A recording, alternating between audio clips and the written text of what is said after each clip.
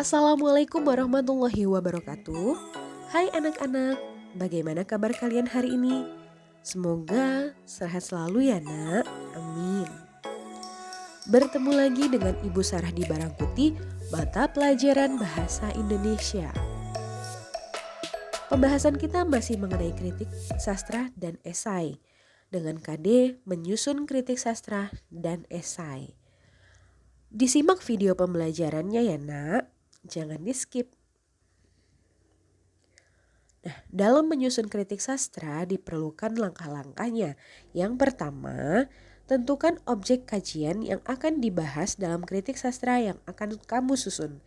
Objek kajiannya tentu saja hanya sastra, meliputi novel, antologi cerpen atau satu cerpen, antologi puisi atau satu puisi, atau juga naskah drama. Setelah itu, kamu tentukan tema dan judul untuk memulai penulisan kritik sastra. Kemudian, tentukan opini yang akan dimunculkan dalam kritik sastra yang akan disusun. Setelah itu, tentukan juga argumentasi yang akan dipakai untuk menguatkan opini kamu. Kemudian, susunlah orientasi kritik sastra sesuai judul yang kamu susun, yang kamu buat.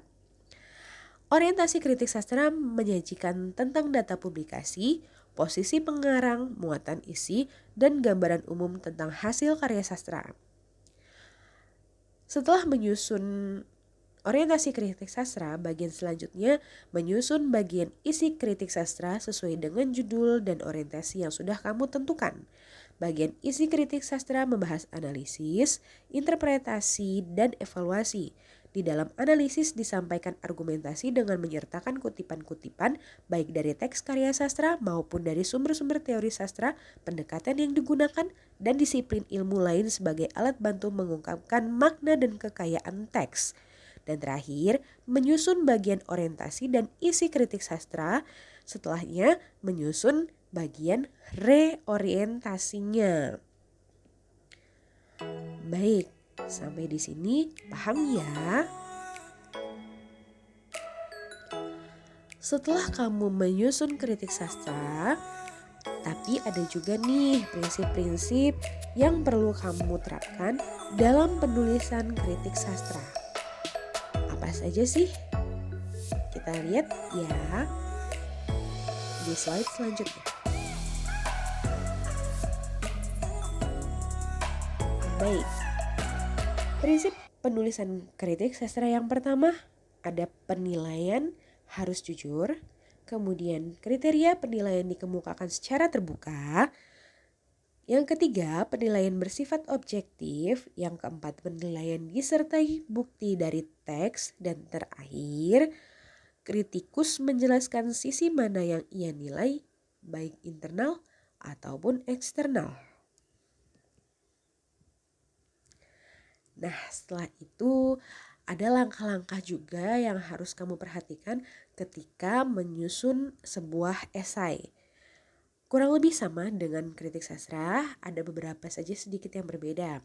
Yang pertama, objek kajian yang akan kamu susun dalam kritik sastra itu adalah sastra, sedangkan dalam esai objek kajiannya bisa sastra, tapi bisa juga yang umum, bisa politik, ekonomi, begitu.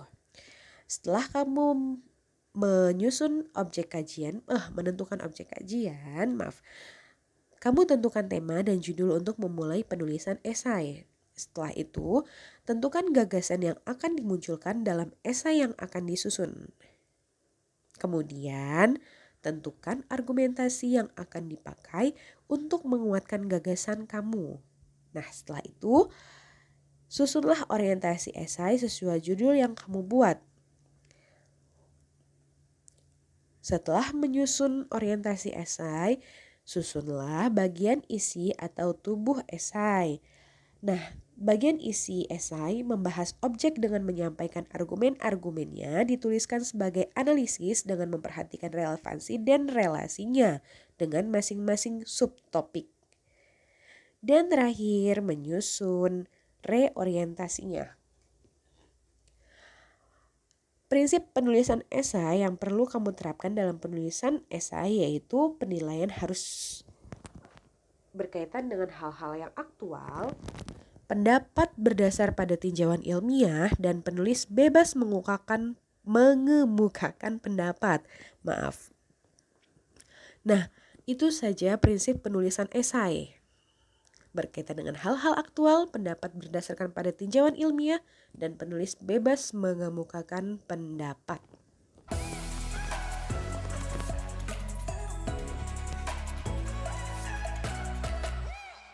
Baik anak-anak, terima kasih yang sudah menyaksikan video dengan seksama.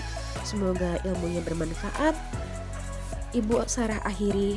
Wassalamualaikum warahmatullahi wabarakatuh.